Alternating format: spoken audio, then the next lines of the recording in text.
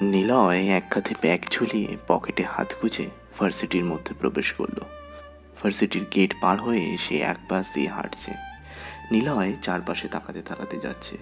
ভার্সিটিতেও CCTV লাগানো আছে। নিলয় এগিয়ে যেতে থাকে। কিছু দূর আসার পর নিলয় দেখে কয়েকটা ছেলে জুনিয়রদের র্যাগিং করছে। নিলয় কিছু সময় দাঁড়িয়ে দাঁড়িয়ে সেগুলো দেখতে থাকে। হঠাৎ শুনতে পেল, তুই তাহলে আমাদের ছেলেকে মেরেছিস? নিলয় ঘুরে তাকায়। কয়েকটা ছেলে এসে সামনে দাঁড়িয়েছে। নিলয় ভালো করে দেখে সামনে যে কয়েকটা ছেলে দাঁড়িয়ে আছে ওদের পেছনে দুটো ছেলেকে সে চেনে, কারণ কাল রাতেই ওদের সাথে দেখা হয়েছিল। নিলয় বলল, কাল রাতে 3টে বাচ্চাকে পড়া না পাওয়ার জন্য মেরেছিলাম। ওরা কার লোক, কার পয়দা করার ছেলে জানি না, এখন জানলাম।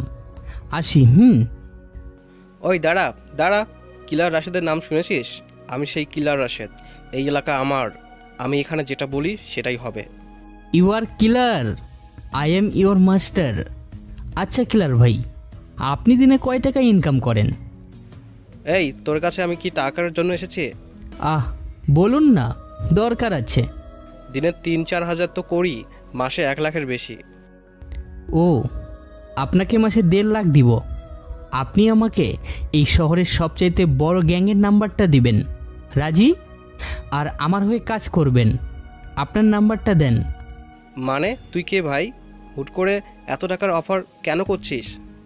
আমার বস আমাকে এই শহরের বড় মাস্তানের নাম্বার খুঁজছে, তাই সেটা দরকার, বুঝলেন ভাই? তুই পুলিশের লোক নয় তো? কে তুই ভাই? বল, তোর বস কে? আমার বসের নাম ডেভিল। তাকে চিনি না, তবে সে দূরে বসেই সব কাজ করে। আপনার অ্যাকাউন্ট নাম্বার সহ ওনার নাম্বারটা দিন। আগে টাকা অর্ধেক পাবেন, পরে পুরোটা। আচ্ছা। নিলয় চলে যাচ্ছে। এদিকে পেছনে থাকা ওই কাল রাতের দুজন ছেলে রাশিদকে বলতে থাকে, ভাই ও চলে যাচ্ছে, ওকে কিচ্ছু বলবেন না, আমাদের মেরেছে কাল রাতে। আরে চুপ থাক, আজ থেকে ওর বসের লোক আমি, সাথে তোরাও। তাই ওকে মেরে আমাদের কী লাভ? আমি টাকার কাজ করি। এখন সাকিব ভাইয়ের নাম্বারটা দিয়ে দিছি, সে যা ইচ্ছা করুক। উল্লেখ্য, সাকিব হলো ঢাকা ইউনিভার্সিটি সহ এই থানার এমপির বড় ছেলে ও একজন মেয়র। আর বড় কথা সেই হলো এই সব কিছুর গোপনে মাস্তানিও করে বেড়ায়। নিলয় এখন ওকেই খুঁজছে। কেন খুঁজছে? এটাই তো মাইন্ড গেম।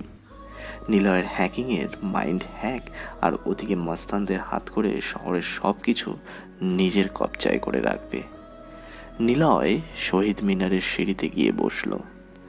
নিলয়ের এক হাতে হ্যাকিং ওয়াচ, যা দিয়ে সে এখানে থাকা সব লোকাল এরিয়ার অবস্থান বুঝে ফেলবে। আর এক হাতে মাছির আকৃতি একটি ড্রোন কিট, যা দিয়ে সে ব্যাংকের মধ্যে সব সিসি ক্যামেরাকে ব্লক করে দেওয়ার জন্য পরিস্থিতি বুঝতে পারবে। নিলয় ছোট থেকেই মাইন্ড গেম নিয়ে চলতো। ওর ছোট থেকেই একটা কথা নিজেই নিজেকে বলতো, মানুষ চেষ্টা করে একবার, আর মহামানব চেষ্টা করে বারবার। এজন্য প্রথম যেদিন ও রাতে জেগে হ্যাক নিয়ে প্রতি রাতেই সময় কাটাতো, মনে মনে ভাবতো কিভাবে অন্যের তথ্য ঘরে বসেই জানা যাবে, কিভাবে সব কিছুর তথ্য আমার কাছে চলে আসবে। সে এমনই সব ভাবনা চিন্তা করত। সে চেষ্টা করেছে, সব সময় পড়েছিল এরই পেছনে, আর এখন সে এটারই ফায়দা নিচ্ছে। প্রথম হ্যাকের মাধ্যমে ব্ল্যাকমেল করে যা টাকা পাওয়া গেছিল তা প্রায় শেষ। এজন্য নতুন কোনো ব্যাংক হ্যাক করার প্ল্যান করছে। নিলয় সিঁড়িতে বসে কথাগুলো ভাবছিল। উঠে চলে যাবে তখনই শুনতে পায়, নিলয়। মিস্টার নিলয় সাহেব, আপনি এখানে? নিলয় ঘুরে তাকায়। কালকে রাতের ওই মেয়েটা, যার নাম নেহা, সে এসে দাঁড়িয়ে আছে। নিলয় হাত উঁচু করে হ্যালো বলল। নেহা এগিয়ে আসে নিলয়ের কাছে। নিলয়ের পাশে বসে বলল, আমি নেহা, মনে আছে? আপনি এখানে কখন এসেছেন? এই মাত্র। কোন ডিপার্টমেন্ট? Computer science. আচ্ছা, আপনি কি কম কথা বলেন? কেন? না, এমনি। আমার আব্বু বলে রহস্যময়রা খুব কম কথা বলে, ওদেরকে সহজে চেনা যায় না। তারা কেমন আছে এই প্রশ্নটারও ঠিকঠাকভাবে অ্যান্সার দেয় না। তাদেরকে চেনা অনেক কঠিন হয়, কিন্তু চিনে ফেললে পরে সেই রহস্যময় মানুষটা সহজেই বশে চলে আসে। আপনি কি রহস্যময় কেউ? হাহা, আপু বলতো বেশি কথা বলা মেয়েরা অনেক ভালো হয়, কারণ এরা চাপা স্বভাবের মেয়েদের থেকে একটু বেশি মুডে কম হয়। এই মেয়েরা যেমন হাসতে পারে তেমনি গোপনে কাঁদতেও পারে, আবার সহজে মিশে যেতেও পারে। আপনি কি বকবক করা কেউ? নিলয়ের এমন পাল্টা প্রশ্ন শুনে নেহা অবাক হয় আর বুঝে যায় নিলয় একজন মাইন্ড গেমার বা রহস্যময় ব্যক্তি। রহস্যময়রা মাইন্ড গেমার হয়ে থাকে, আর নিলয় ঠিক এখন সেটাই করছে। তো আপনার বাবা কি করে, কোথায় থাকে? থাক না, কিছু অজানা, সব জানা ভালো না। কখনো কোনো মানুষ কারো ব্যাপারে সব জানলে হয় তার প্রেমে পড়ে যাবে, না হয় দূরে চলে যাবে। আমার উপরে প্রেমে পড়ার আশঙ্কা মানুষের খুবই কম, তাই হারানোর বিশালতা বেশি থাকায় আমার ব্যাপারে কাউকে বলি না, আর অন্য কারো ব্যাপারে জানতেও চাই না। আসি মিস নেহা। নিলয় কথাগুলো বলে চলে গেল। নেহা অবন্তা মিশ্রিত এক শৈল্পিক চাহনি নিয়ে তাকিয়ে আছে নিলয়ের দিকে। মনে মনে বলে, ছেলেটা কি সুন্দর করে গুছিয়ে কথা বলে। রহস্যময়রা এমন করে কথা বলতে পারে।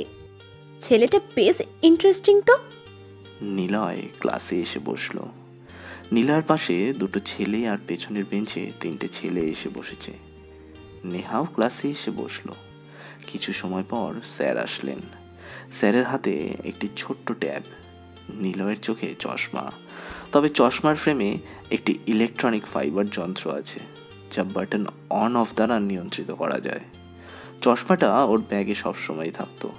স্মার্টফোনে ভলিউম বাড়ানো কমানোর জন্য যেমন চিকন বাটন ডান পাশে লাগানো হয়, তেমনি এই চশমার ডান পাশে একটা বাটন আর একটা বাম পাশের আংটাওয়ালা হাতলে লাগানো আছে। ডান পাশেরটা দিয়ে অন করতে হয় আর বাম পাশেরটা দিয়ে অফ। কোনো অনলাইন নেটওয়ার্ক সংযুক্ত ডিভাইস, বিশেষ করে স্মার্টফোন, অন্য কেউ সবার আড়ালে কি দেখছে ডিসপ্লেতে সব কিছু দেখা যায়। সেটা নিলয় কিছুটা দূরে বসেই দেখতে পারবে, কারণ এই ফাইবার যন্ত্রে উচ্চ একটা নেটওয়ার্ক সিস্টেম অ্যালার্ট করা আছে।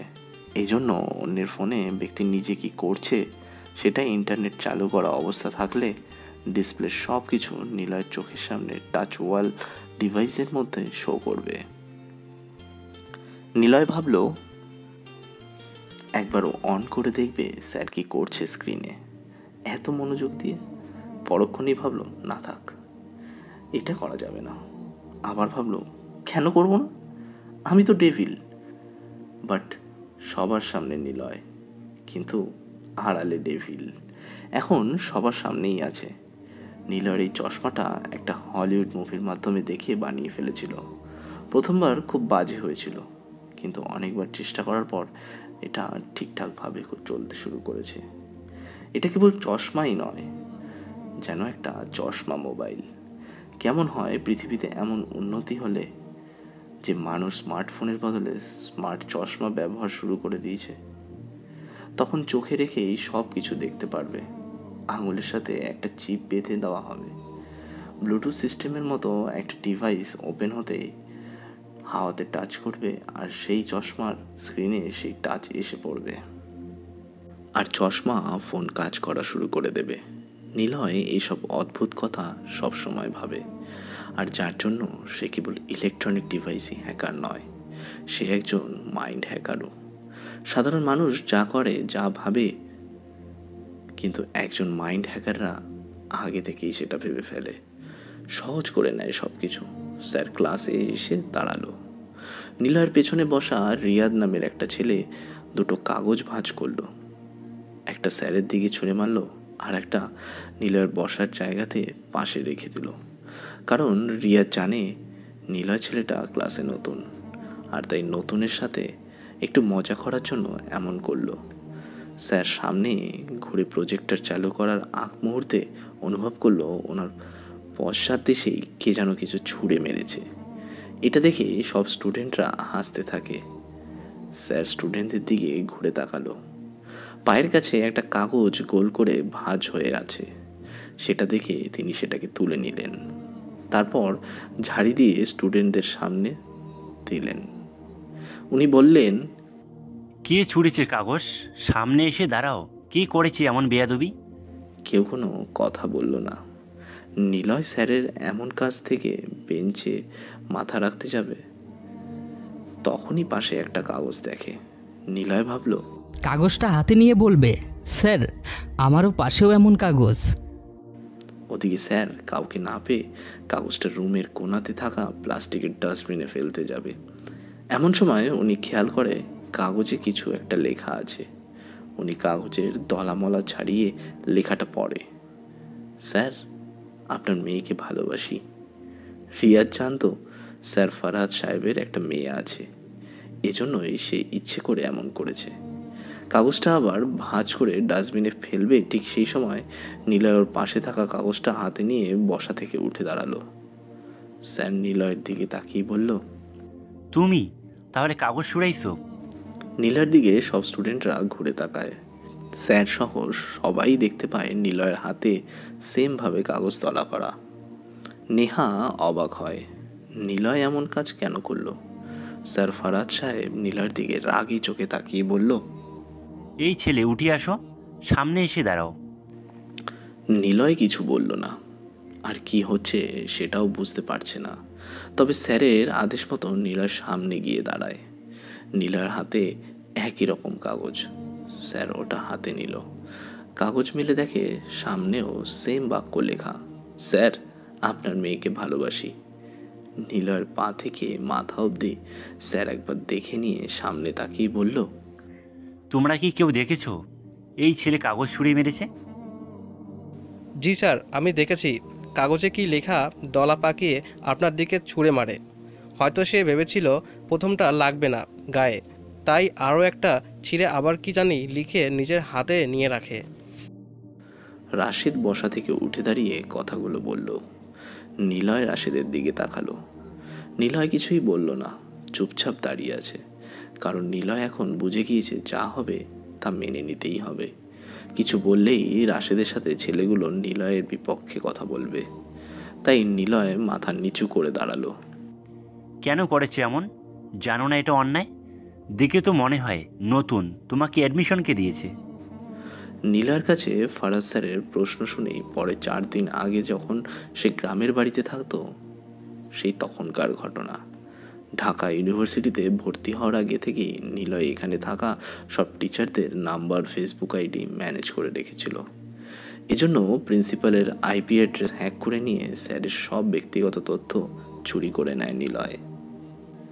তবে নিলয় যেদিন ওনার মানে প্রিন্সিপাল গোলাম সাহেবের আইপি অ্যাড্রেস হ্যাক করে, সেদিন একটা মেয়ের সাথে ফেসবুক আইডিতে কথা বলছিল। স্যার, আপনি আবার কেন এমন করছেন? আমি আর রাজি না। আপনি পাশ করিয়ে দেওয়ার নাম করে আমার সাথে জোর করে আপনি। শিলা, কেন এমন করছো? তোমার সাথে করা সেদিনের ওই ভিডিওটা আমি ভাইরাল করে দেব। তাই যদি আরও একবার যদি আমার দেওয়া ঠিকানায় হোটেলে আসো, তুমি সম্পূর্ণভাবে সেফ থাকবা। আর ভিডিওটা ডিলিট করে দিব। কেউ জানলে ভিডিও ভাইরাল হয়ে যাবে। স্যার, আপনি আমার বাবার বয়সী, আমি আপনার স্টুডেন্ট, কেন এমন করছেন? চুপ, যা বলছি শোন, না হলে দেব ভাইরাল করে, বুঝছিস? আমার মুখ কিন্তু ভিডিওটাতে দেখা যাচ্ছে না, সবটা তোকেই দেখা যায়। আর প্রমিস, এবার আসলে তোর ভিডিও ডিলিট করে দিব। চ্যাটিং শেষ করে গোলাম সাহেব। নিলয় মনে মনে কয়েকটা গালি দেয় স্যারকে। সালা টিচার হয়ে স্টুডেন্টের সাথে এমন করছে। নিলয় দেখে গোলাম সাহেব অনেকজনকে মেসেজ করছে। গোলাম সাহেব শিরা শামসে গ্যালারি থেকে ভিডিও ডিলিট করার জন্য ওনারই একটা ফেক আইডিতে সেই রেকর্ড করা ভিডিওটা সেন্ড করে রেখে দিল। যেন শিলা দেখে গোলাম সাহেব ভিডিওটা ডিলিট করে দিয়েছে, অথচ আইডিতে থাকবে, আর তিনি সেখান থেকে আবার ডাউনলোড করে নিতে পারবেন। নিলয় কিছুক্ষণ পর ওনার আইডি 20 মিনিটের মধ্যে হ্যাক করে নিয়ে ভিডিওটি নিয়ে নেয়। নিলয় ওপেন করতেই গোলাম সাহেবের মুখ দেখা যাচ্ছে।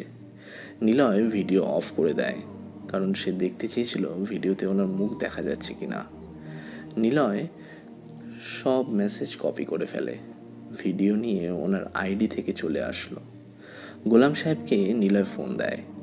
আমেরিকার কোড নাম্বার থেকে কল এসে গোলাম সাহেব রিসিভ করতেই রোবোটিক ভয়েস বলতে লাগলো, আমার ছোট ভাই নীলের অ্যাডমিশনের জন্য সব পেপারস রেডি করে সাবমিট করে দিন। আপনি নিজেই ফর্ম পূরণ করে দিবেন। Who are you? Devil, call me devil. তুমি যে হও না কেন, আমি কোনো নিলয়কে চিনি না, আর তোমার কথা মতো চলি না। কোথা থেকে বলছো তুমি? নরক থেকে। ডেভিলেরা সেখানেই থাকে। আপনি নিলয়কে না চিনলেও আমি শিলাকে চিনি। হোটেলের ভিডিও সব জানি। দেখো প্লিজ ওগুলো ভাইরাল করো না, আমি শেষ হয়ে যাব প্লিজ। গুড। তাহলে আপনি নিজেই নিলয়ের নামে অ্যাডমিশনের সব রেডি করে দিন। সে আমার পরিচিত ছেলে। আরেকটা কথা, শিলার ভিডিও আমি ডিলিট করে দিয়েছি, তবে আমার কাছে আছে।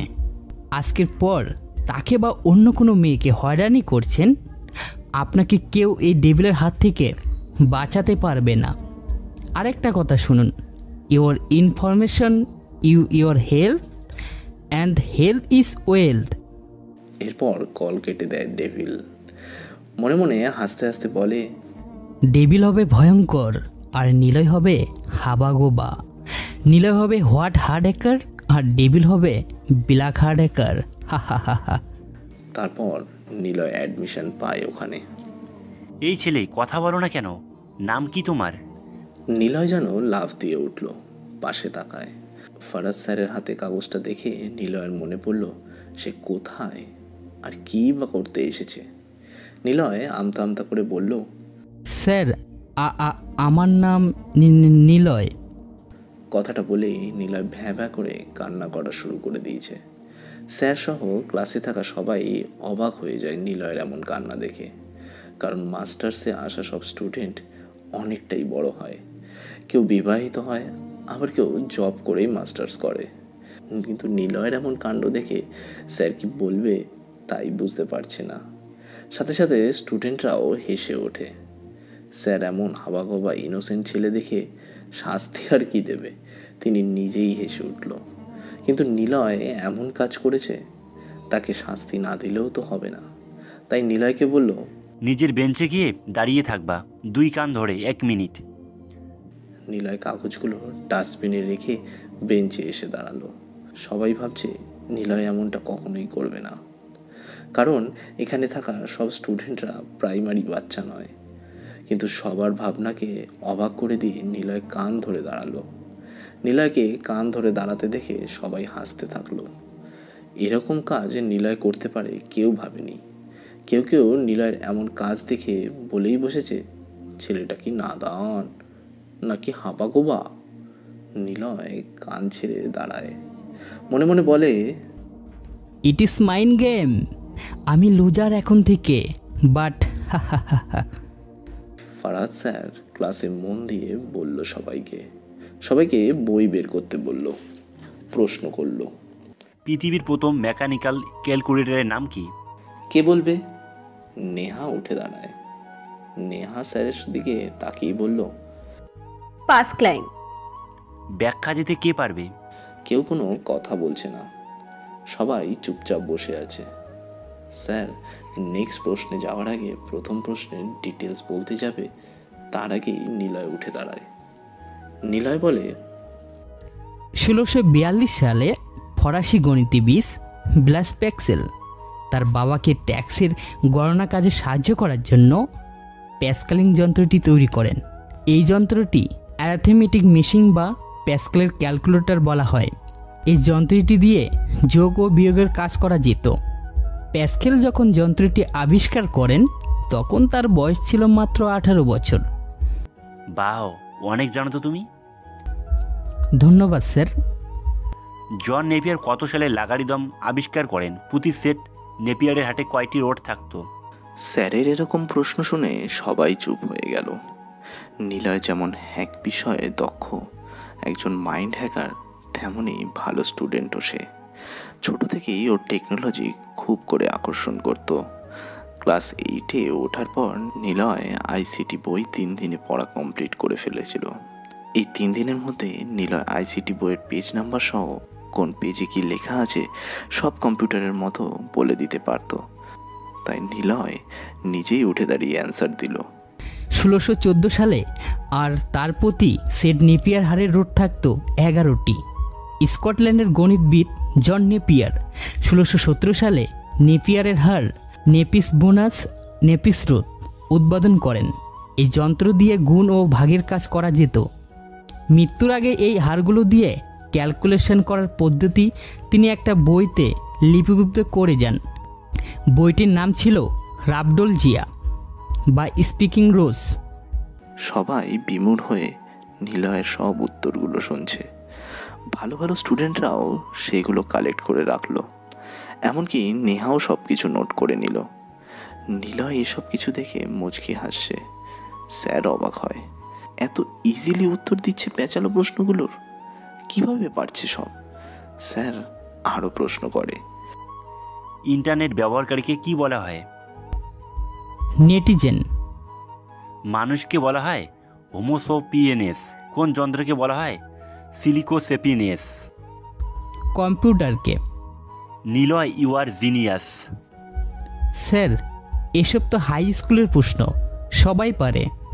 নিলয়ের কথা শুনে স্যার চুপ হয়ে গেল। ক্লাসের সবাই এতক্ষণে নিলয়কে নিয়ে হাসাহাসি করছিল। তারাই এখন ইমপ্রেস হয়ে গেছে। ক্লাস শেষ হয়, নিলয় চলে যাচ্ছে। পেছন থেকে নেহা ডাকলো। নিলয় দাঁড়ায়। নিলয়ের অনেক কাজ। ডেভিলের জন্য পোশাক বানাতে হবে, সাকিবদের সাথে ওর কথা বলতে হবে, ব্যাংক ডাকাতি করার প্ল্যান করতে হবে, অনেক কাজ ওর। জি বলুন। আমরা তো একই ক্লাসে পড়ি, তুমি করে বলি। ওকে বলো। তুমি এমন হাদারাম কেন? মানে কি করলাম? সবার সামনে কান ধরে কেন দাঁড়ালে? স্যারের অর্ডার পালন করেছি মাত্র। আচ্ছা আসি। শোনো, কিছু মনে না করলে একসাথে চটপটি খেতে যেতে পারি। অন্যদিন, বাই। নিলয় চলে যাচ্ছে। আর ওদিক দিয়ে বাইক নিয়ে কয়েকটা ছেলে প্রবেশ করলো। ছেলেগুলোর মধ্যে লিডার গোছের ছেলেটা হলো সাকিব। নিলয় তাকে চেনে না, আর সাকিবও চেনে না নিলয়কে। দুজনই দুদিক দিয়ে চলে যাচ্ছে নিজের মতো করে। অর্কের কথা শুনে নিলয় চুপচাপ বসে সামনের দিকে তাকিয়ে আছে। স্ক্রিনে নীরার সব ফেসবুক ডিটেলস দেখা যাচ্ছে। নিলয় সিগারেট বের করলো। টানতে টানতে নীরাকে নিয়ে কল্পনা করছে ও। নিলয় আজকে 3টে কম্পিউটার কিনে এনেছে। দোতলার বড় ঘরে আগে থেকেই 3 জনের কম্পিউটার ছিল। তবু নিলয় আরও 3টে কিনে এনেছে, সাথে বড় একটা স্মার্ট এলইডি মনিটর, যেটা সামনের দেয়ালে টাঙিয়ে দিয়েছে। আচ্ছা বাদ দে, ব্যাংকের সব অ্যাকাউন্ট হ্যাক করার পরিকল্পনা করা যাক। আরেকটা কথা, 2 জন বয়স্ক খারাপ লোক দরকার, ম্যানেজ করে দিতে হবে খুব তাড়াতাড়ি। কেন ভাই? এই 2 জন লোক মানুষকে, মানে বড় বড় বিজনেসম্যান বা যাদের টাকার প্রয়োজন অনেক বেশি, তারা তো ব্যাংক থেকে লোন নিয়ে প্রয়োজন মেটাবে। অনেক সময় ব্যাংক তো বেশি টাকার লোন দেয় না। ব্যাংক থেকে লোন নিতে হলে জমি বা ব্যবসার দলিলমানা জমা দিতে হয়। অনেক মানুষ আছে যাদের লোন অনেকটা প্রয়োজন, কিন্তু জিম্বি রাখার মতো কিছুই নেই। এই 2 জনের কাজ হবে ওইসব লোকদের মিথ্যে জমি জমার কাগজ বা দোকানের কাগজ বানিয়ে তাদের পক্ষ হয়ে পিছন থেকে ব্যাংকে কাগজগুলো জমা দেওয়ার। তারা জমা দিবে, ব্যাংক লোন দিবে, সেই টাকা কোনো না কোনো ব্যাংকে তো রাখবেই। যখন ক্রেডিট কার্ড লঞ্চ করে টাকা বের করবে, তখন সেই সব টাকাগুলো আমরা হ্যাক করে নিজেদের অ্যাকাউন্টে নিয়ে নিব। মানে এই 2 জনের কাজ হলো ফেক কাগজ বানানো, আর টাকাগুলো যে ফোন নাম্বারে অ্যাড করে অ্যাকাউন্টে রাখবে, সেই ফোন নাম্বার কালেক্ট করে আমাদের পাঠিয়ে দিবে। মাসুম, তোর কাজ হলো তখন ওই সিমের ফোনের মেসেজ ব্লক করে দেওয়া, কারণ টাকা তুলতে তো ওই নাম্বারে মেসেজ যাবে। তাই নাম্বারের যাবতীয় মেসেজ ব্লক করে দিবি। আমাদের অ্যাকাউন্টে টাকা আসার পর সব ডিলিট করে দিবি।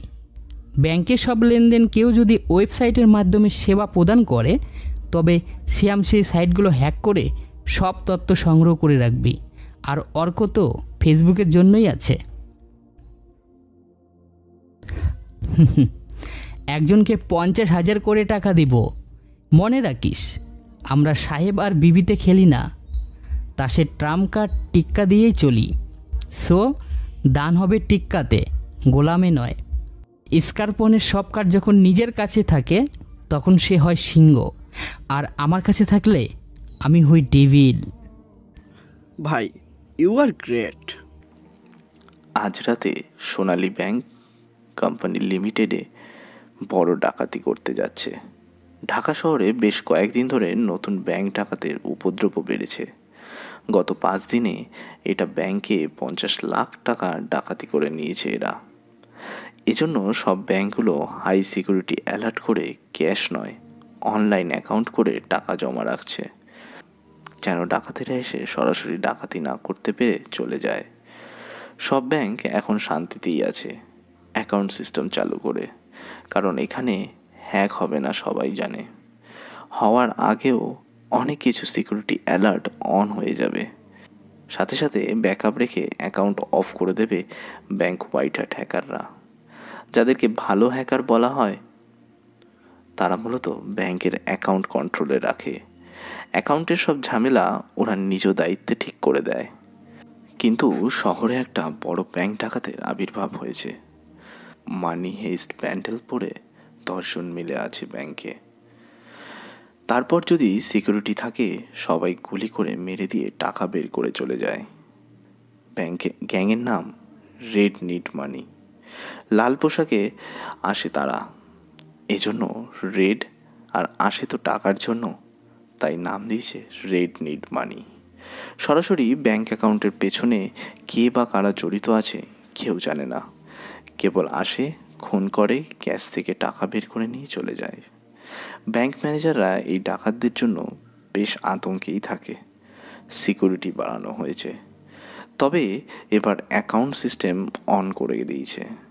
সেখানে ডাকাতেরা আসলেই ব্যাংকের টাকা ব্যাংকেই থাকবে।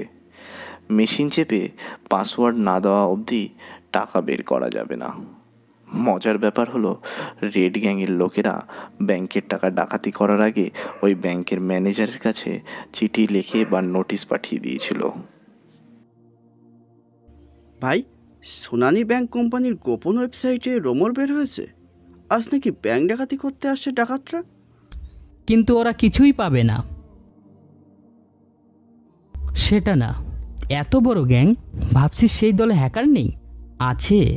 তারা পাসওয়ার্ড ঠিকঠাক জেনেই তবেই লুট করতে আসবে। কিন্তু উই আর ওয়ান্ডার থিপ, ওরা সেখানে যেয়ে ডাকাতি করবে, আমরা এখানে বসে ওদেরটা ডাকাতি করব। এটা সম্ভব? সম্ভব। এখন যা যা বলবো তাই কর। ডেভিলের ড্রেস বানিয়ে ফেল 4টে। আমি অ্যাকাউন্ট হ্যাক করে নেওয়ার সিস্টেম চালু করছি। শ্যাম, ব্যাংকের ওয়েবসাইট অ্যাকাউন্ট ডিটেলস আছে না? দে সেটা আমাকে, হ্যাক করে দে জলদি। ঠিক আছে ভাই, একটু দাঁড়ান। Hello dear, introduce my self, I am devil, call me devil. ব্যাংকের টাকা এখন সব আমার কাছে, পুরোপুরি 4 কোটি টাকা। ও একটা কথা, ডেভিলের ঠিকানা, ডেভিলের অ্যাকাউন্টের ঠিকানা কেউ খুঁজে পাবে না, তাই না খোঁজার চেষ্টা করলেই ভালো হবে। এতে আপনাদের ক্ষতি। বলা যায় না, আপনাদের ফোনে সব ডিটেলস আমি জেনে গেলাম, তখন আপনি যা করবেন আমি দূরে বসেই দেখতে পাবো। যে কোড থেকে মেসেজ গেছে সেই কোডের লোকেশন বের করার চেষ্টা করুন, দেখুন আমাকে খুঁজে পান কি না।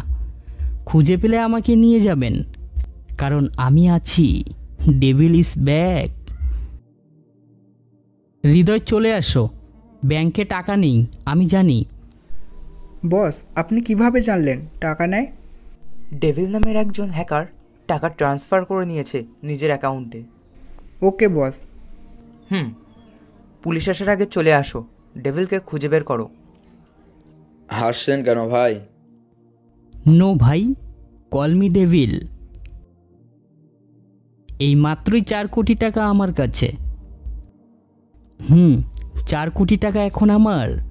পুরো দেশ কিনতে কত কোটি লাগবে? সত্যি আপনি দেশ কেনার জন্য যত টাকা দরকার ততটা হ্যাক করবেন।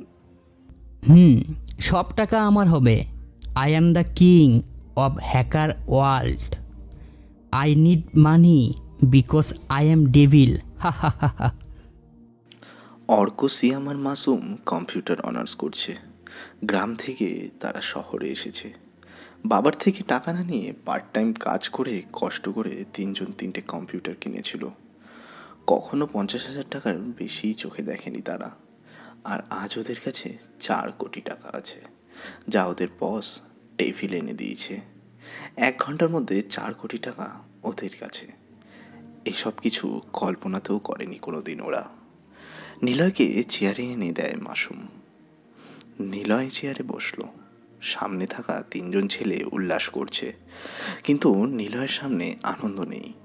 কথায় আছে না, যার টাকা নেই সে কষ্টে থাকে, চাহিদা পূরণ হয় না বলে। আর যার টাকা আছে সেও কষ্টে থাকে, চাহিদা কোনটা রেখে কোনটা পূরণ করবে ভেবেই পায় না সে। কিন্তু নিলয়ের কোনো চাহিদাই নেই। ওর আপুর কথা খুব মনে পড়ছে এখন।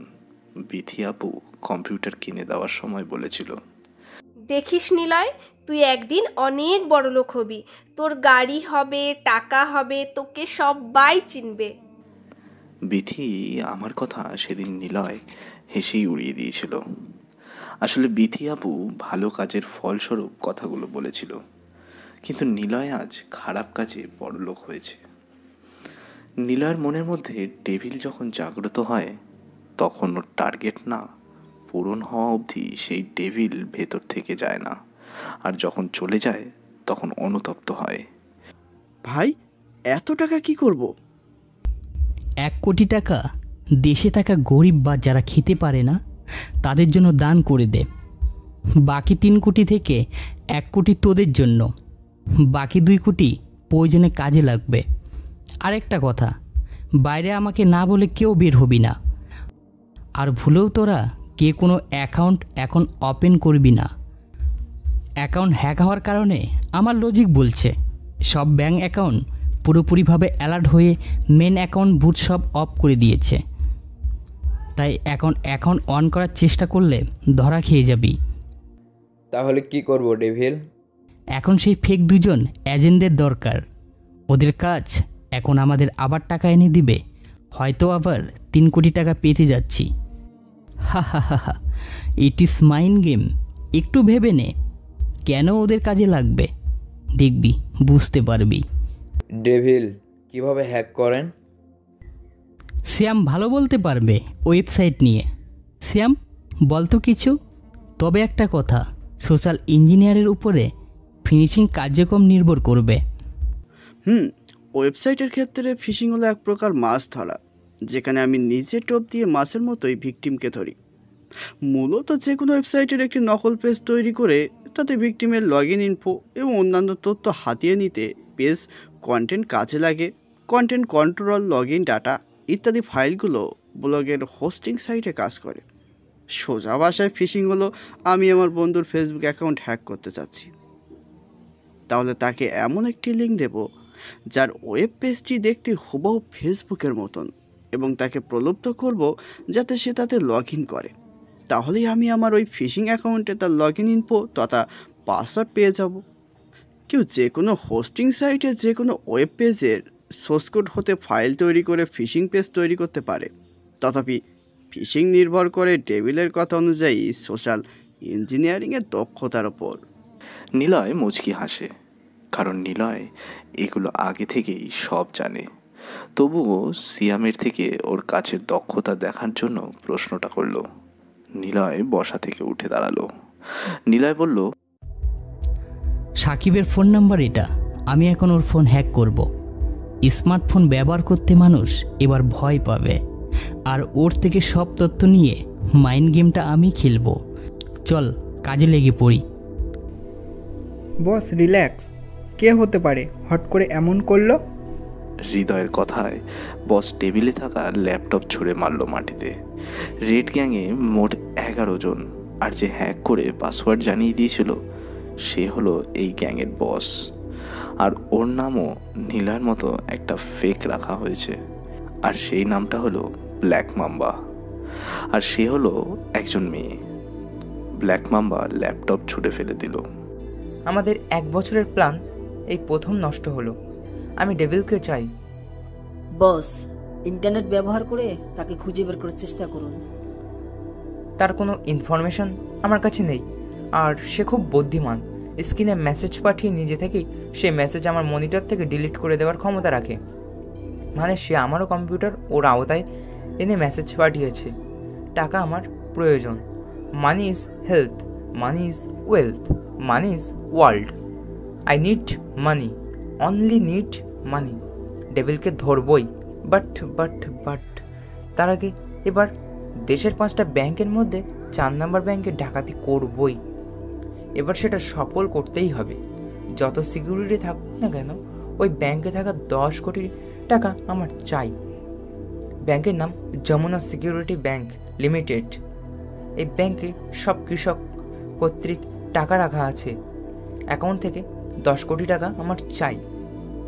ব্ল্যাক মাম্বার কথা শুনে সাথে থাকা 10 জন টাকার কল্পনাতে ভেসে যায়। ওদের সামনে এখন দুটো শত্রু, পুলিশ আর ডেভিল। পুলিশ হলো সম্মুখ প্রতিপক্ষ, আর ডেভিল হলো রহস্যময় প্রতিপক্ষ।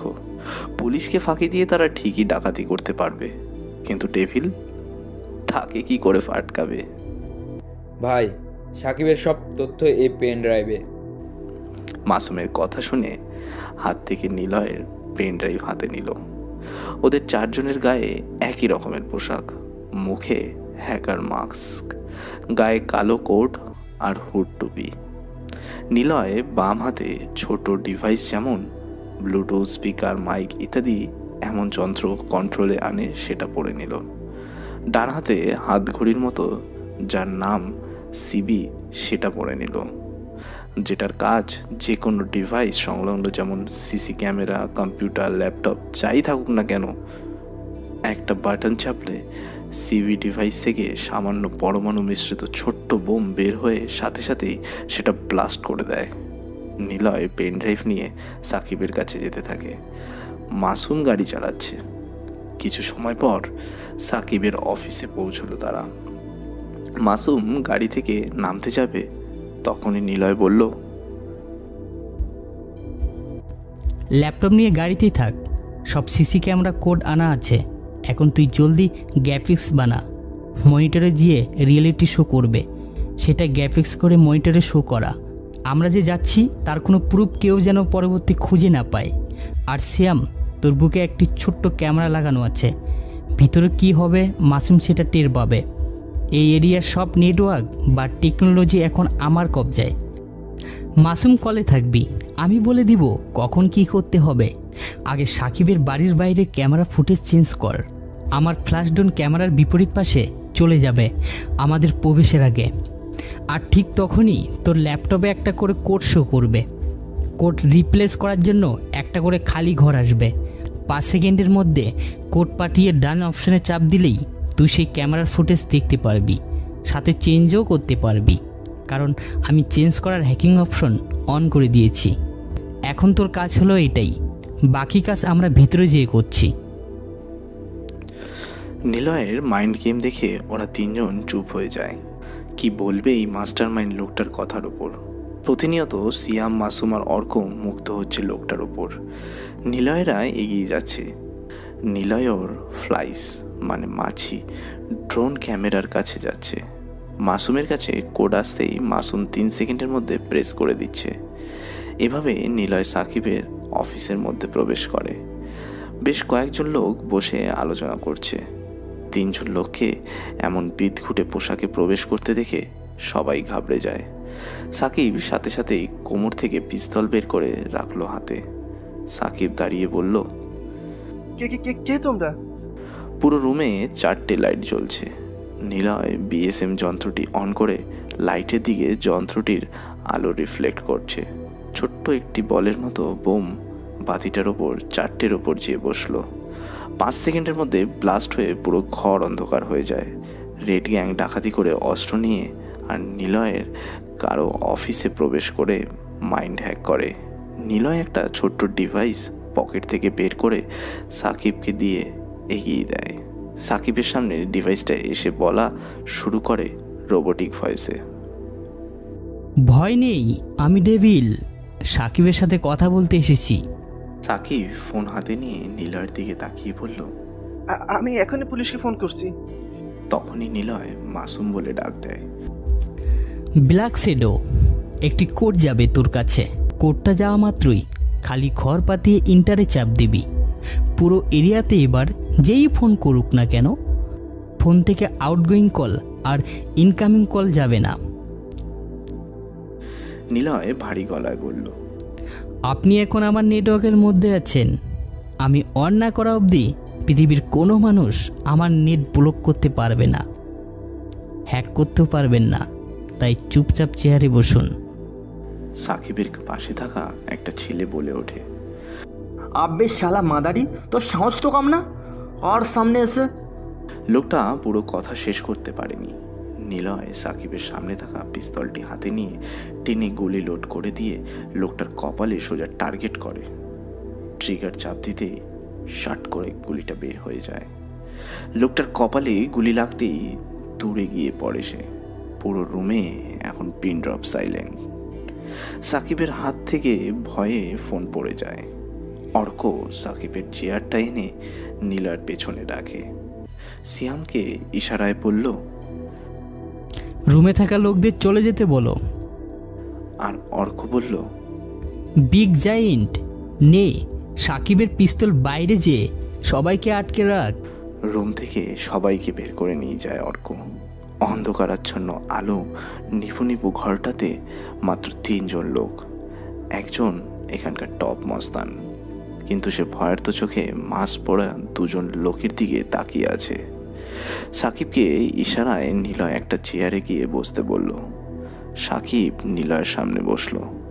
সাকিব প্রশ্ন করল, কে আপনি? হা হা হা হা, ভয় কেন পাচ্ছেন আপনি? ভয় তো আমার পাওয়ার কথা। আপনি তো মাস্তান। অবশ্য ডেভিলকে শুধু আপনি নন, সবাই ভয় পাবে। আমাকে তুমি করে বলুন। কি চাও তুমি? যে ছেলে ছোটবেলাতে খ্যাত আনস্মার্ট হয়, সে ছেলে বড় হয়ে হয় অনেক স্মার্ট। আর যে ছেলে ছোট থেকে স্মার্ট হয়, সে ছেলে বড় হয়ে হয় আবার smart.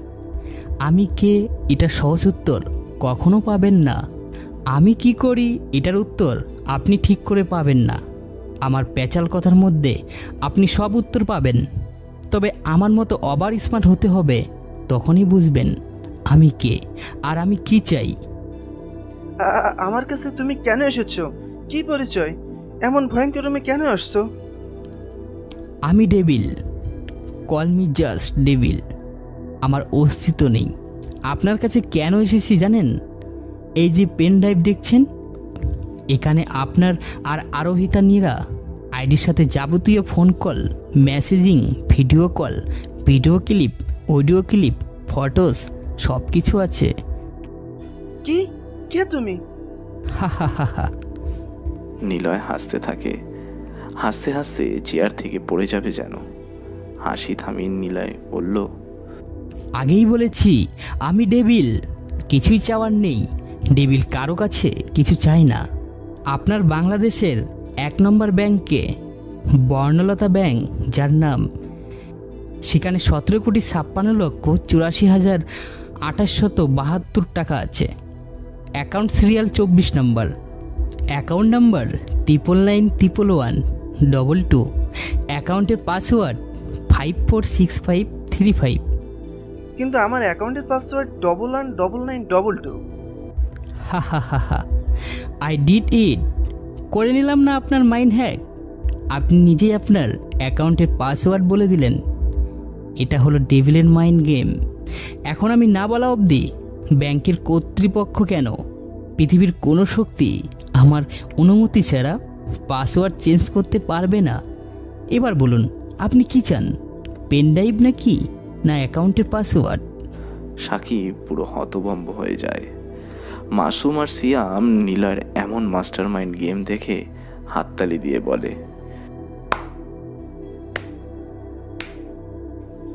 Devil, you are really genius. ম্যাজিশিয়ানরা হাতের কারিশমা দেখিয়ে জাদু দেখায়, আর ডেভিল কথা বলেই মাইন্ড হ্যাক করে নেয়। ইটস ডেভিল পাওয়ার। আমার দুটোই চাই। প্লিজ ডেভিল, আমাকে সবগুলো ফিরিয়ে দাও। তুমি যা বলবে আমি তাই করব। ইয়েস, এটাই তো ওভার স্মার্ট ছেলেদের কথা। আপনি এখন থেকে আমার হয়ে কাজ করবেন, তবে এমনি এমনি না। আপনি প্রতি মাসে 5 লাখ টাকা বেতন পাবেন। কাজ কি, কখন কি করতে হবে সেটা না হয় দেখা করেই বলবো।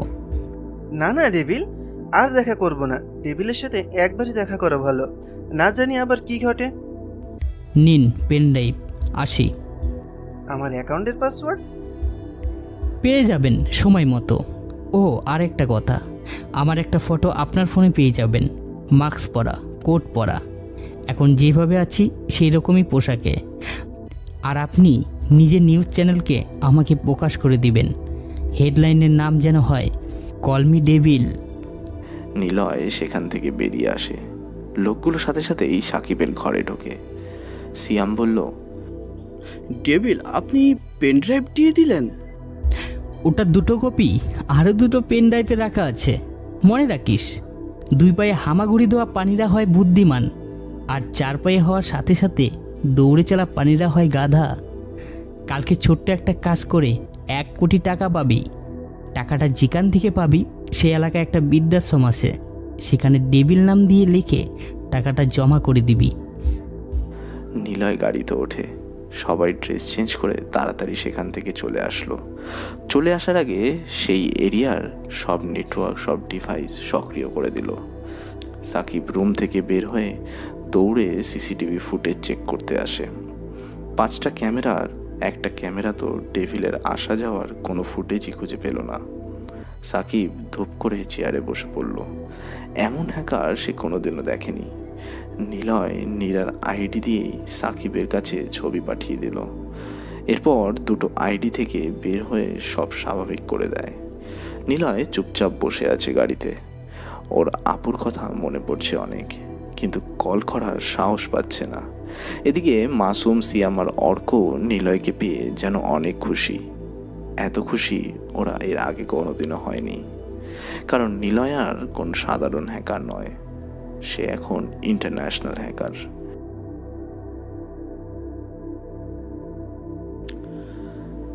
সাকিবের অফিস থেকে ওরা বাড়িতে চলে এসেছে। খাবার টেবিলে 4 জন বসে আছে। অর্ক হঠাৎ করেই প্রশ্নটা করলো নিলয়কে। নিলয় খেতে খেতে বলল, এই সিস্টেমের নাম হলো কিলগাল। কিলগাল এমন একটা সিস্টেম যেখানে ভিকটিম তার পিসি, মোবাইলে যা কিছু টাইপ করবে তা আমি নিজেই জানতে পারবো, এবং লেটার অ্যানালাইসিস হতে ভিকটিমের ওয়েবসাইট, ফেসবুক, ব্যাঙ্ক অ্যাকাউন্ট তথা ভিকটিমের অল সিস্টেম হ্যাক করতে পারবো।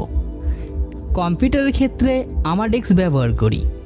আমি আমার কলগালটি ভিন্ন ভিন্ন ফাইলের সাথে ব্যান্ড করব দিয়ে রাখি, যাতে ভিকটিমের অজান্তে তার সিস্টেম অ্যাটাক করা সম্ভব। এছাড়া মাঝে মাঝে ট্রোজান ব্যবহার করি। মূলত ট্রোজান হলো ভিকটিম সিস্টেমে থাকা এমন একটি প্রোগ্রাম যা অনেকটা ভাইরাসের মতো বংশ বিস্তার করে এবং ভিকটিমের সিস্টেম সম্পর্কে হ্যাকারকে নিয়তি তথ্য প্রদান করে। অফলাইনে কিলগাল হিসেবে 2টো অ্যাপস থাকে, একটা অ্যান্ড্রয়েডের জন্য আরেকটি কম্পিউটারের জন্য। তবে কেউ হ্যাকার কিবোর্ড ব্যবহার করতে পারে। এছাড়া হ্যাকার কিওলজিক্স অ্যাপ ব্যবহার করতে পারে। সবটা ব্যক্তির উপর। চিন্তা নেই, তোদেরকে একদিন সব শিখিয়ে আমি হারিয়ে যাব অনেক দূরে, কখনো খুঁজে পাবি না আমাকে। ধুর ভাই, আপনি এসব কি বলেন? আপনাকে হারাতে দেব না। ধরে রাখার শক্তিও নেই তোদের কাছে। আপনি দেখেন, এমন একজন আসবে যে আপনাকে এখানেই রেখে দেবে, আর আপনি তাকে ঘিরেই থাকবেন। এমনটা হবে না কখনো। বাদ দে, খাওয়া শেষ কর, আমার কালকে ক্লাস আছে। আর শোন অর্ক, এই 2জন লোক আমার লাগবে। ওদেরকে যেন আমি কালকে ডাকার সাথে সাথেই পেয়ে যাই। নিলয় হাতে বই নিয়ে শহীদ মিনার দিকে এগিয়ে যাচ্ছে। কালকে যে ছেলেটা কাগজ ছুঁড়ে মেরেছিল সেই ছিল রিয়াদ। নিলয়কে ডাক দেয়। নিলয় সেদিকে না তাকিয়ে হাঁটতে থাকে। ছেলে 5 জন এগিয়ে আসে নিলয়ের সামনে এসে দাঁড়ালো। নিলয় পাশ কাটিয়ে চলে যেতেই নিলয়ের ব্যাগ ধরে টান দেয়। ওই হারামির পোলা, তোরে না ডাকছি, শোনোস না? ভাবলস আমার লগে? হ্যাঁ, ভাব তোমার ড্যাশে ঢুকিয়ে দেবো হারামি। দেখুন ভাই, কালকে আমি নিজেই দেখেছি আপনারা স্যারের দিকে কাগজ পাড়ছিলেন, আমি কিন্তু বলি নাই। চুপ সালা, বেশি কথা বললে এখনই ঘুষি দিয়ে তোর তোথা ফাটিয়ে দেব। তোকে ডাকলাম, চলে যাচ্ছিস কেন? আপনারা অনেক খারাপ। আমার আপা বলছে খারাপ লোকদের সাথে কখনো না কথা বলতে। কথা শুনে মনে হচ্ছে গবেট গবেচারে তোর আব্বাকে না আমি? সালা, আমি ডাকলেই তুই শুনবি, না হলে তোকে মেরে ফেলবো, বুঝেছিস? আমার আপাকে কি যেন বললি, আবার বল। আরে মাম্মা, বাচ্চা পোলার মুখে কথা ফুটছে। রিয়াদ, চকলেট খাওয়া খুশিতে। রিয়াদ সাথে সাথেই নিলয়ের গালে ঘুষি দিয়ে দেয়। আরও একটা মারতে যাবে, নিলয়ের গালে চড়, দৌড়ে নেহা চলে আসে। রিয়াদের সামনে এসে হাতটা ধরে ফেললো। জোরে ঝটকা দিয়ে হাত ছেড়ে দিয়ে বলল, এমনিতেই ক্লাসের তোরা বাজে স্টুডেন্ট, ক্যাম্পাসে তোদের ব্যাকগ্রাউন্ড অনেক খারাপ। তোরা কাউকে মারলে সে অন্যায় না করলেও মার খাবে তোদের কাছে, তাই চটটা তুলে রাখলাম, পরে একদিন দিব, বুঝেছিস? আর শোন, পারলে শক্তি ক্ষমতাধরদের উপরে না, তোরই সাহস দেখাস, এমন অবলা মানুষদের উপরে না, যত সব। নেহা নিলয়ের হাত ধরে টেনে নিয়ে চলে আসলো শহীদ মিনারের ওপর। নেহা বসে পড়ল সিঁড়ির ওপর। নিলয় নেহার হাতের দিকে তাকিয়ে আছে। নেহা নিলয়ের দিকে তাকাতেই ব্যাপারটা খেয়াল করে, আর সাথে সাথেই নিলয়কে প্রশ্ন করলো, এই তুমি আমার হাতের দিকে তাকিয়ে কি দেখছো? নিলয় যেন নেহার হাত ধরাতে অন্য জগতে চলে গিয়েছিল। হঠাৎ নেহার এমন কপাট রাগ ভঙ্গিমায় প্রশ্ন নিয়ে নিলয় উত্তর দিল, আসলে দেখছিলাম তোমার হাত কেটে গিয়েছে কি না। সেদিন তোমাকে সেভ করায় আমার হাত কাটছিল, আজ আমাকে সেভ করলে হাত কাটছে কি না চেক করছিলাম। তোমার মতো আমিও রুমাল এগিয়ে দিতাম, এই আর কি। তাই না? ফ্লার্ট করা হচ্ছে?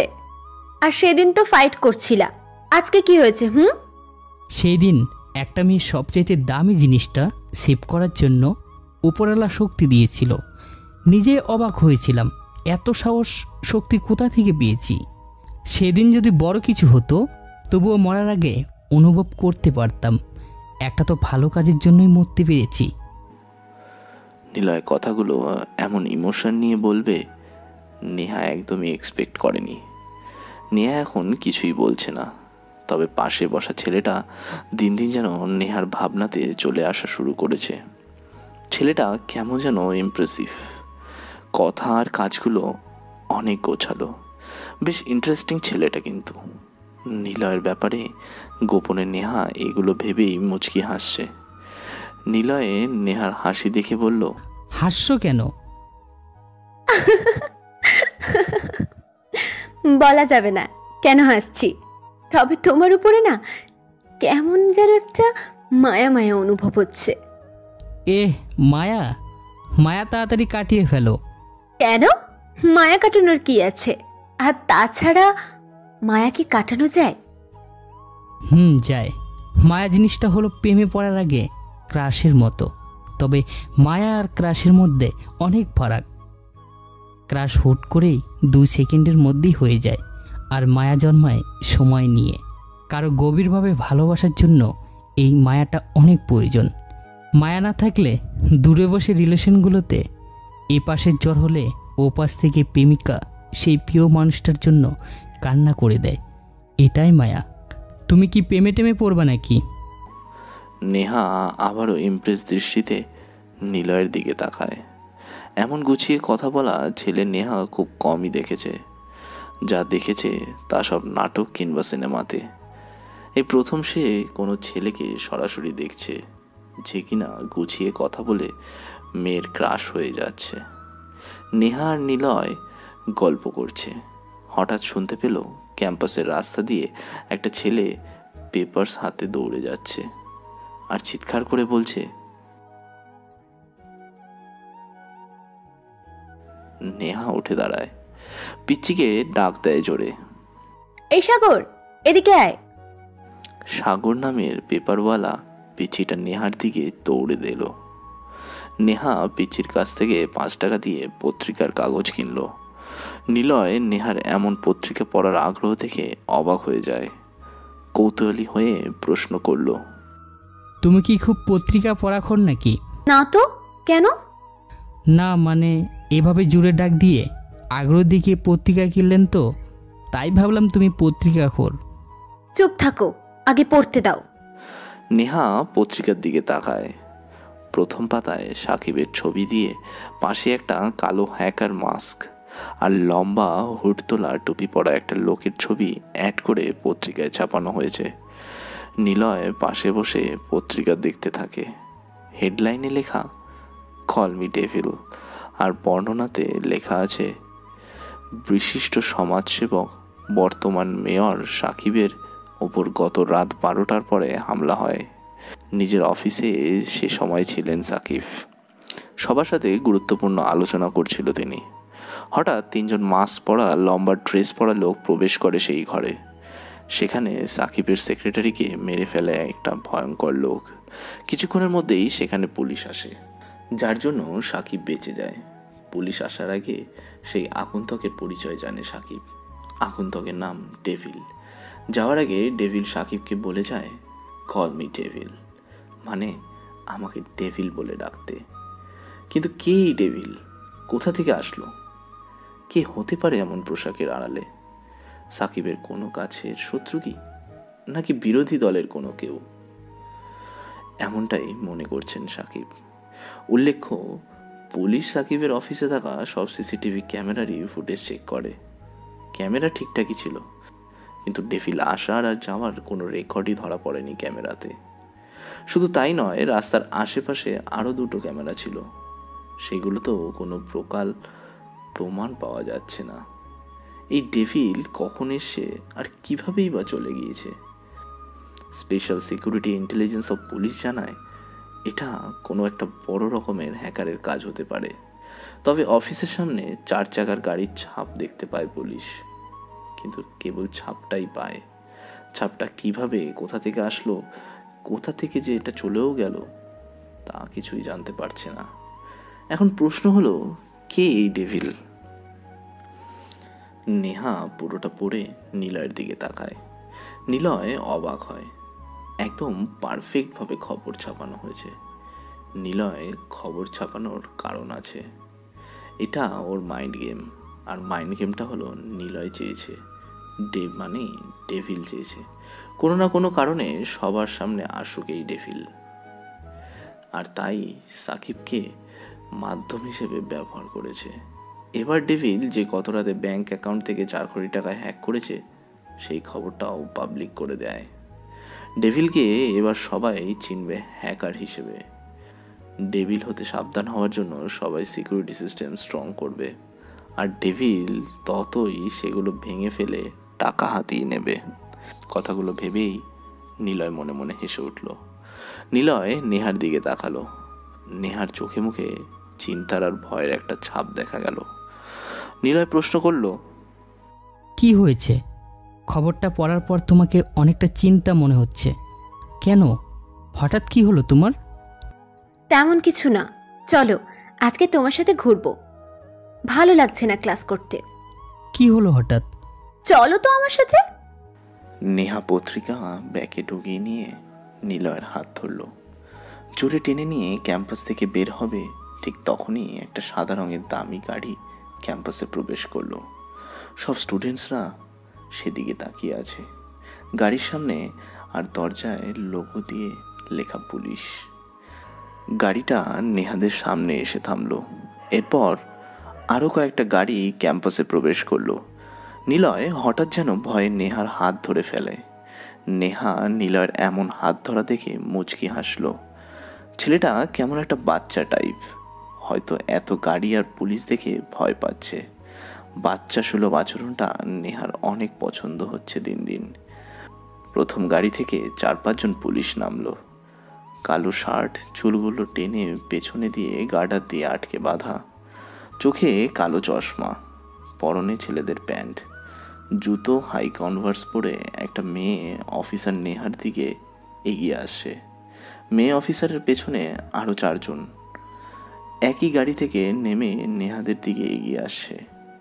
সবাই সিভিল ড্রেস পরা। নিলয় নেহার হাত আরও শক্ত করে ধরল। 5 জন পুলিশ নেহাদের সামনে এসে দাঁড়িয়ে মেয়ে অফিসারটা আইডেন্টি কার্ড বাড়িয়ে বলল, আমি Labanya, special security intelligence of police. ওরা আমার সহকারী। তোমার ভাইয়ের কেস এখন থেকে আমরা ইনভেস্টিগেশন করছি। এখন থেকে তুমি তোমার বাড়িতেই থাকবে, হোস্টেল ছেড়ে আমাদের সাথে যাবে। ধারণা করছি ডেভিল তোমার উপরও অ্যাটাক করতে পারে, তাই তোমার সেফটির জন্য তোমাকে হোস্টেল ছাড়তেই হবে। নিলয় অবাক হয়। কিসের ভাই, কিসের অ্যাটাক? নিলয়ের মুখ থেকে ভয়ের ছাপ চলে গিয়ে অবাকতা ভর করেছে, কিন্তু নিলয়ের মনে অনেকগুলো প্রশ্ন ঘুরপাক খাচ্ছে। নেহা, ভাই, হোস্টেল, বাড়ি, কিসের কি? নিলয় কিছুই বুঝতে পারছে না। তবে অফিসার লাবণ্য খুব ইন্টেলিজেন্ট। নেহাকে প্রশ্ন করে, ছেলেটা কে? কেমন একটা ভীতু চাহনি নিয়ে তাকিয়ে আছে। নাম কি তোমার? জি, আমার নাম নিলয়। নেহার সাথে আছো। কখনো দেখেছো নেহার উপরে কেউ অ্যাটাক করছে? জি না। সন্দেহভাজন কাউকে দেখেছো দূর থেকে? না, কিছু তো চোখে পড়েনি। নিলয় সামনে তাকায়। সাকিব গাড়ি থেকে নেমে হেঁটে নেহার দিকে আসে। লাবণ্যের পাশে দাঁড়ায় সাকিব। নেহার দিকে তাকিয়ে বলল, বাড়ি চল। অভিমান বা রাগ জমিয়ে রাখিস না। এখন তোর বিপদ হতে পারে, তখন আমি ছাড়া কেউ বাঁচাতে আসবে না। আমি যাব না, তুমি চলে যাও। নেহা প্লিজ কথা শোনো, এখন তোমায় যেতেই হবে। সরি, আমি যাব না। আর দয়া করে আপনি চুপ থাকুন। আমার আর আমাদের মেয়েদের সাথে কথা হচ্ছে। নেহা এভাবে কথা বলছিস কেন? আমি তোর ভাই না? মরে গেছে। আর প্লিজ ইমোশনালি কোনো কথা বলবেন না, যা আমার বিরক্ত লাগে। আমি চাই না তুমি অপমানিত হও। নেহা বোন আমার, চল না প্লিজ। কেন বুঝতে পারছিস না? যাব না বললাম তো, বারবার এক প্রশ্ন করছো কেন? নেহা, ওনার সাথে এভাবে কেন কথা বলছো? উনি তো তোমার ভাই হয়। যাও, বাসায় যাও। উনি এত অনুরোধ করছে, যাও। ওনার অনুরোধ ভালোবাসা দেখতে পাচ্ছি। ভালোবাসাটাকে এখন সরিয়ে দিও না। ভালোবাসা সহজে মানুষ পায় না, আগলে রাখতে হয়। আর তুমি রোজ আসবা, ক্লাসের সমস্যা কোথায়? যাও প্লিজ। নেহা কিছুক্ষণের জন্য নীলার দিকে তাকিয়ে থাকে। নীলার প্রতি ওর তীব্র মায়া খুব ভালোভাবেই অনুধাবন করতে পারল নেহা, কিন্তু নেহা কিছুই বলল না। সাকিবের কাছে এসে দাঁড়ালো। সাকিব অবাক হয়ে চেয়ে থাকে নিলয়ের দিকে। নিলয় কে হয়? ওর একটা কথাতেই নেহা চলে আসলো। কতগুলো প্রশ্ন সাজাতে সাজাতে সাকিব নেহাকে নিয়ে চলে যায়। সাকিব নেহার হাত ধরে নিয়ে যাচ্ছে। নেহা গাড়িতে ওঠার আগে পেছন ফিরে নিলয়ের দিকে তাকালো। নিলয় মুচকি হেসে বিদায় জানালো নেহাকে। সাকিব গাড়িতে উঠে সাকিবের বাম হাত মিলন হাসানকে মেসেজ করতে বলে, নেহার সাথে যে ছেলেটা ছিল খবর বের কর। আমার বোনের সাথে এ অবধি কোনো ছেলেকে মিশতে দেয়নি। ছেলেটাকে মেরে রাস্তায় ফেলে রাখবি, তবে তার আগে খোঁজ নিয়ে দেখবি কে ও। মিলনের ফোনে মেসেজ চলে আসে। মিলন গাড়ি ঘুরিয়ে ভার্সিটির বাইরে অপেক্ষা করে নিলয়ের জন্য। একটা চিকন গোছের ছেলেকে পাঠায় খবর নিতে। ছেলেটা কিছুক্ষণ পর ফিরে এসে মিলনকে বলে, ভাই ওর নাম নিলয়, কম্পিউটার নিয়ে মাস্টার করছে নেহা ম্যামের সাথে। মানে ওনারা একসাথেই পড়ে। ছেলেটা একটু হাবাগোপা টাইপের, সহজ কথায় বলা যায় হাদারাম। বর্তমানে সবাই যাকে খ্যাত বলে চিনি, তবে পড়াশোনাতে খুবই ভালো, এতটুকু জানতে পেরেছি। ওকে চল এবার। মিলন সব কিছু মেসেজ করে পাঠিয়ে দেয় সাকিবের কাছে। সাকিব নিলয়ের ব্যাপারে পরে মুচকি হাসলো। মনে মনে বলল, আমার বোনের আশেপাশে কোনো হারামজাদা ছেলে করে? বাহ, বেশ মজার তো। নেহাকে নিয়ে বাড়ি চলে আসলো সাকিব। ওদিকে নিলয় একটা রেস্টুরেন্টে এসে বসে। পকেট থেকে বাটন ফোনটা বের করে অর্কদের ফোন দিল। 10 মিনিটের মধ্যে রিকশায় চেপে ওরা চলে আসলো। নিলয়ের সামনে চেয়ারে বসলো ওরা। রেস্টুরেন্টের মধ্যে টিভি চলছে। নিউজ চ্যানেলে সাকিব নিয়ে খবর বের করেছে, তবে এখন নতুন একটি নিউজ প্রচার করা হচ্ছে। জামশেদ আর সোনালী ব্যাংক ম্যানেজার একমাত্র জানিয়েছে ওদের ব্যাংকে যে ডাকাতি করেছিল সেই রাতে ডাকাতেরা টাকা নিতে পারেনি, কিন্তু এমন একজন টাকা তার নিজের অ্যাকাউন্টে ট্রান্সফার করেছে সে অ্যাকাউন্টের কোনো হদিশ কেউ পায়নি। ব্যাংকে থাকা সেই সব টাকা সেই অজ্ঞাত অ্যাকাউন্টে চলে গেছে। স্ট্রং পাসওয়ার্ড থাকা সত্ত্বেও ব্যাংকের অ্যাকাউন্ট থেকে পাসওয়ার্ড জেনে হ্যাক করে টাকা সরিয়ে নিচ্ছে কেউ, আর সেই কেউ ব্যক্তিটি হলো ডেভিল। হ্যাঁ, মেয়র সাহেবকে যে অ্যাটাক করেছে সেই ডেভিলই হলো একজন বড় hacker. White hat hacker Jamshed জানালো সবটা। ডেভিল একজন ইন্টারন্যাশনাল হ্যাকার, যার কাছে যতই প্রোটেক্ট করানো হোক না কেন সে সেটা ভেদ করে টাকা নিজের করে নেবে। জামশেদের একটাই চাওয়া এখন, দেশের সব ছোট থেকে বড় ভালো হ্যাকারদের এক হয়ে কাজ করতে হবে, না হলে ডেভিল পুরো দেশটাকে অচল করে দিতে পারে 1 মাসের মধ্যেই। ডেভিল পুরো দেশে এখন ডেভিলকে নিয়ে নিউজ টেলিকাস্ট চলছে। নিলয় মুচকি হাসছে। মাসুম প্রশ্ন করে, ভাই আপনি হাসছেন? ওরা আমাদের ব্যাপারে জেনে গিয়েছে। শোন, ডেভিল আসে হাহা করে আর নিলয় আসে হিহি করে। দুটো হাসির মধ্যে তফাৎ কি জানিস? তফাৎ হলো নিলয় দিনের আলোতে হিহি দেয় আর ডেভিল রাতের অন্ধকারের হাহা করে। ডেভিলের হাহাতে ধ্বংস আর নিলয়ের হিহিতে ঠান্ডা মাথা মাইন্ড গেম আছে। মানে কি ভাই, ধরাই তো পড়ে গেলাম, এখন কি হবে? না, কেউ আমাদেরকে ধরার প্রমাণ কোনোদিন পাবে না, চিন্তার কিছুই নেই। কোক অর্ডার করেছি, আরামসে খা। নিলয়ের এমন ব্যবহারে ওরা 3 জন অবাক হয়। তবে নিলয় কাঁচা কোনো খেলোয়াড় নয়, ঠিক লাস্ট বলে ছক্কা মারবেই। তাই ওরাও নিলয়ের মতো চিল মুডে কোকাকোলা খেতে থাকে। অর্ক প্রশ্ন করে, তোদের চিন্তাধারা এত ছোট কেন? গভীর হয়ে চিন্তা করবি। সাকিবের সাথে ঝামেলাটা তো আমি পাবলিশ হওয়ার জন্যই করেছি। ডেভিল এখন সবার সামনেই আসছে, কিন্তু কে ডেভিল? আমি? চিনিস তুই ডেভিলকে? আমিও চিনি না, তোরাও চিনিস না কে এই ডেভিল। তাহলে এত প্যারা কেন? ডেভিলকে সবাই ভয় পাবে, তাই সামনে আনা। প্রবলেম হলে আমি তো আছি। তবে আপাতত পাশে কোনো একটি ফ্ল্যাট নে, আমরা সেখানে আজ থেকে থাকব। ছোট্ট একটা বাড়ি নিবি, 4 জন ভালোভাবে থাকতে পারি সেই রকম। কেন, আগেরটা কি হয়েছে? প্রশ্ন করবি না আমাকে? সময় হলে বুঝতে পারবি আমি কেন বাড়ি চেঞ্জ করতে বলেছি। দিনে ছোট ঘরে আর রাতে বড় ঘরে থাকব, বুঝতে পারছিস? বুঝিনি, তবে যেহেতু তুমি বলেছো তাই করতেই হবে।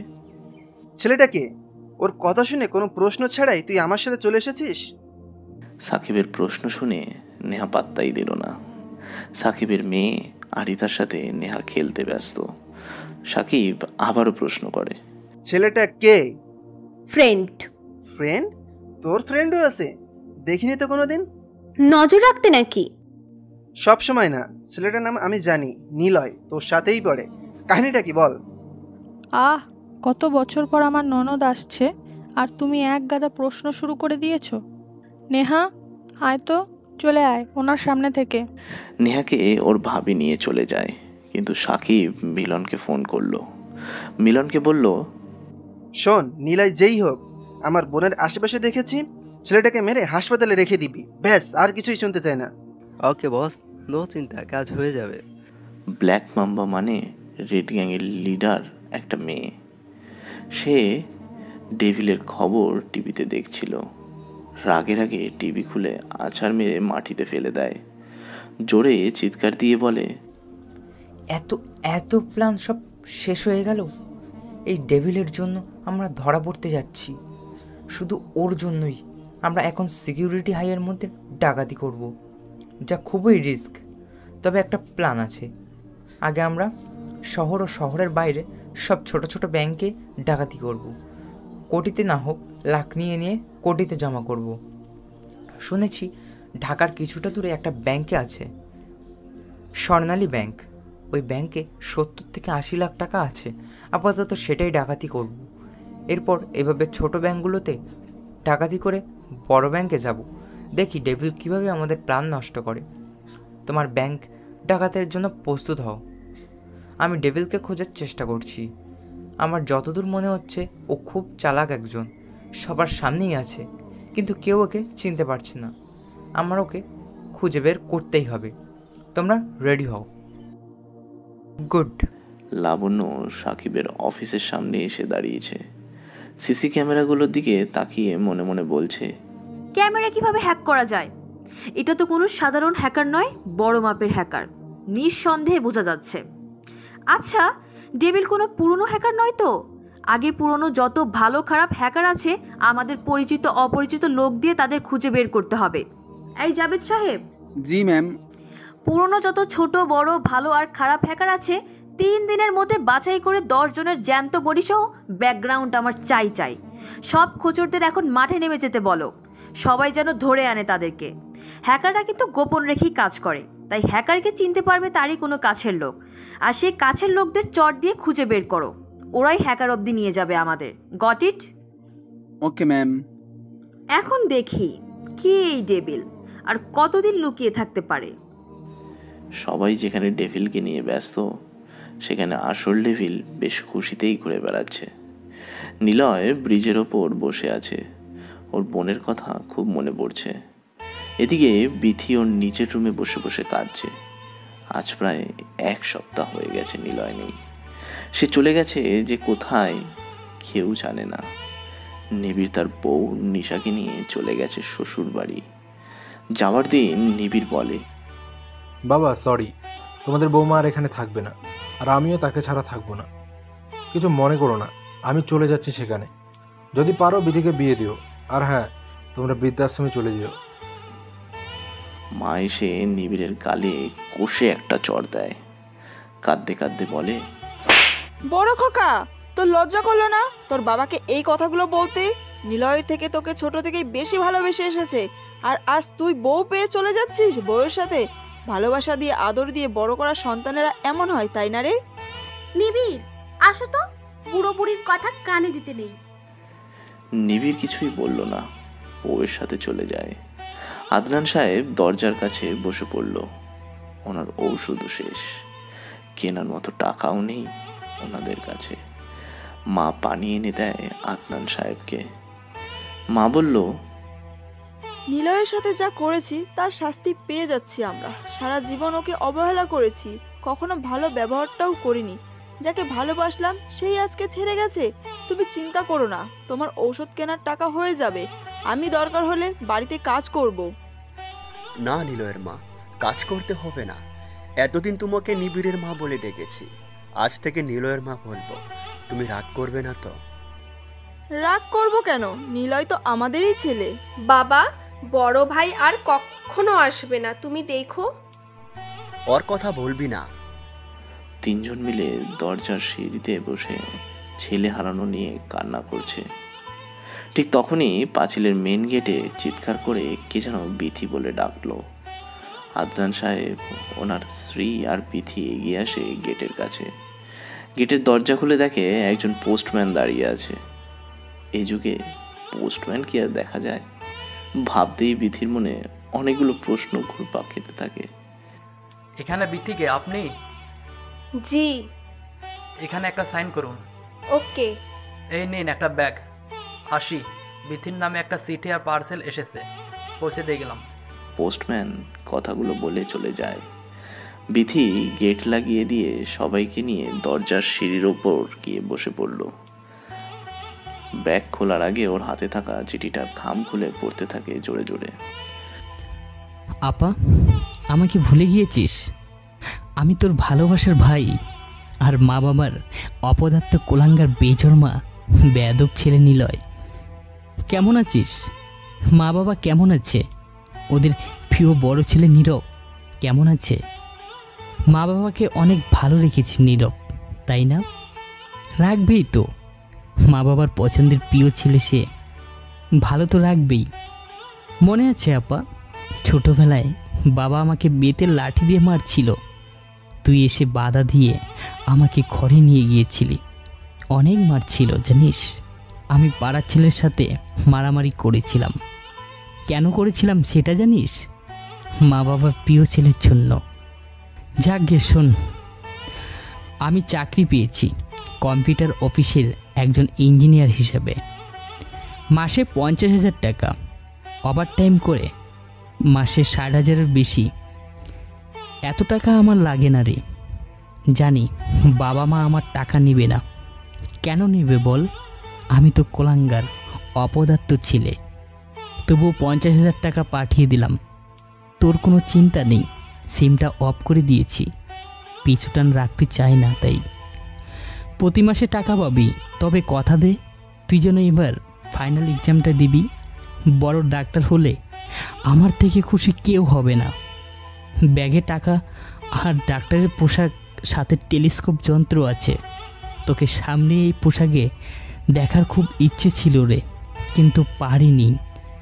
যাই হোক, একটা অনুরোধ, আমাকে খুঁজবি না কখনো, খোঁজার চেষ্টাও করবি না।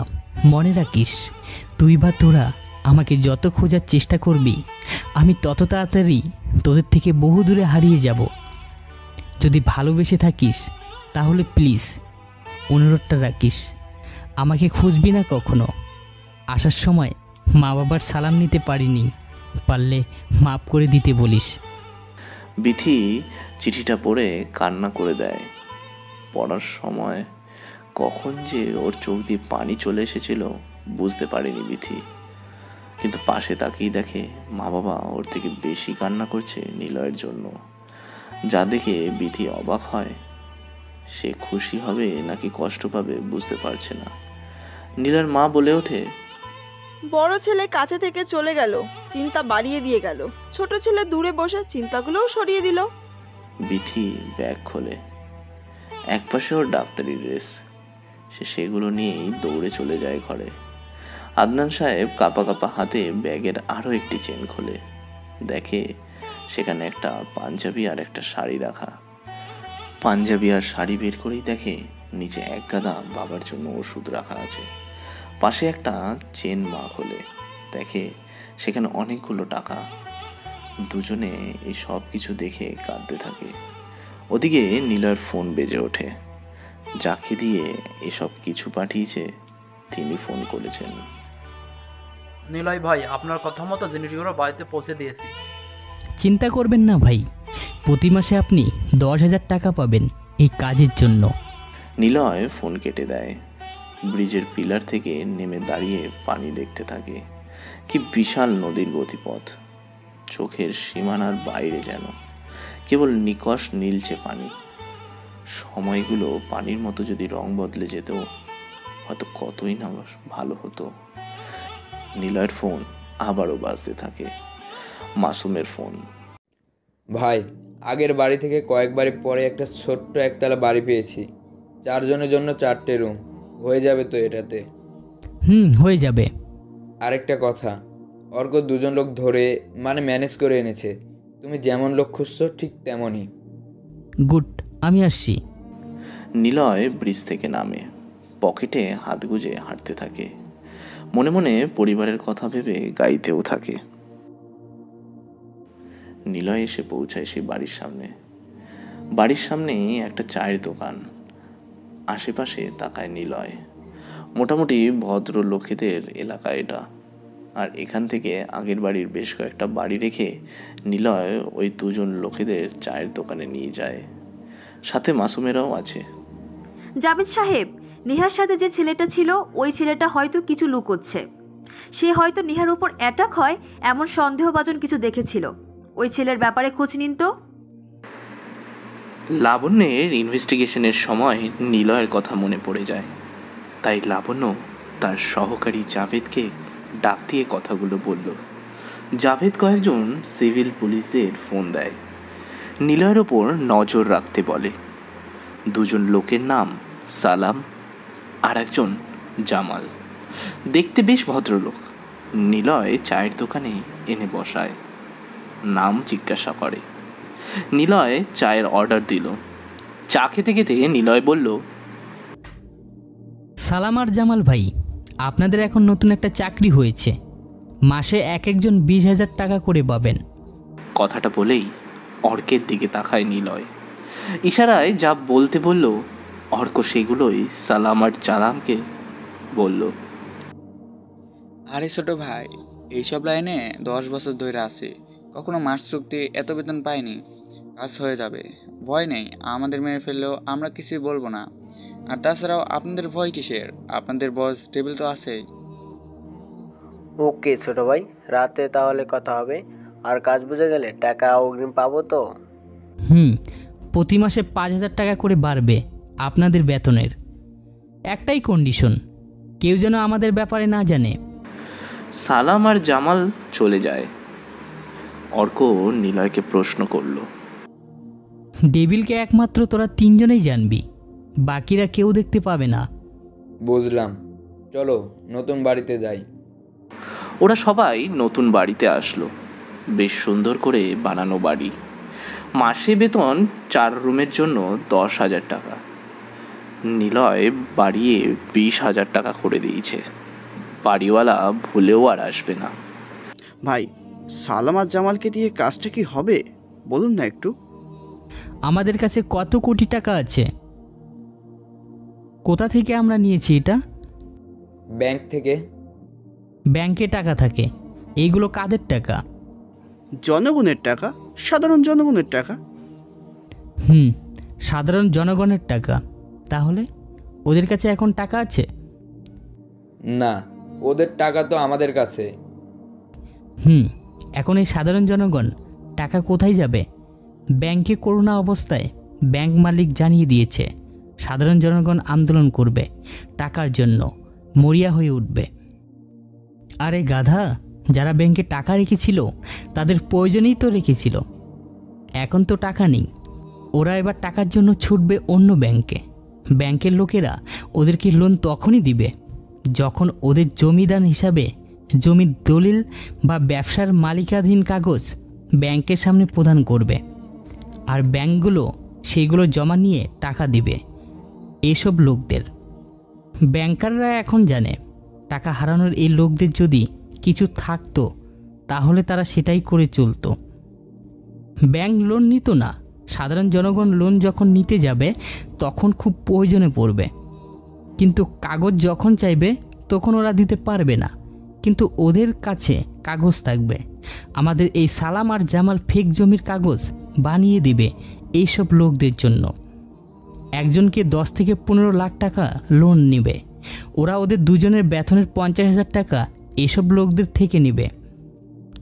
ওদের দুটো কাজ, যে টাকা তুলছে তার ফোন নাম্বার নেওয়া আর এই অ্যাকাউন্ট নাম্বারটা নেওয়া। ফেক জমির দলিল বানিয়ে টাকা তোলার পর ওদের বেতন ওরা সাধারণ জনগণ থেকে নিয়ে নাম্বার নিয়ে আমাদেরকে ফোন করে সবটাই বলবে। বাকিটা তখন আমাদের কাজ। আমরা আবার ওই লোন নেওয়া ব্যক্তিদের অ্যাকাউন্ট নাম্বার দেখে অ্যাকাউন্ট হ্যাক করে টাকা আবার আমাদের অ্যাকাউন্টে নিয়ে নেব। বুঝেছিস এবার? চিটার ছাড়া বড় হওয়া যায় না। মুখে সিগারেট জ্বালিয়ে ঠোঁট দিয়ে চেপে রেখে মুখ দিয়ে টেনে নাক দিয়ে বের করা অবস্থায় দেওয়ালে পোস্টার লাগায় ধূমপান স্বাস্থ্যের জন্য ক্ষতিকর, আপনারা ধূমপান থেকে বিরত থাকুন। ওই ব্যক্তিটা ঠোঁটে সিগারেট রেখে পোস্টার লাগাচ্ছে। কেন এমন করে?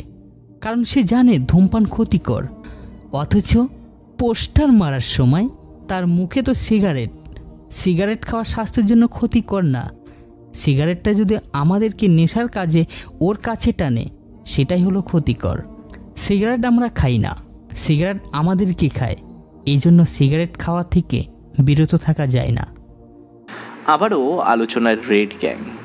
টিভি অন করতেই দেশের অনেক মানুষ এই হেডলাইনটি পড়ছে এবং খবরেও এই হেডলাইন নিয়ে আলোচনা হচ্ছে।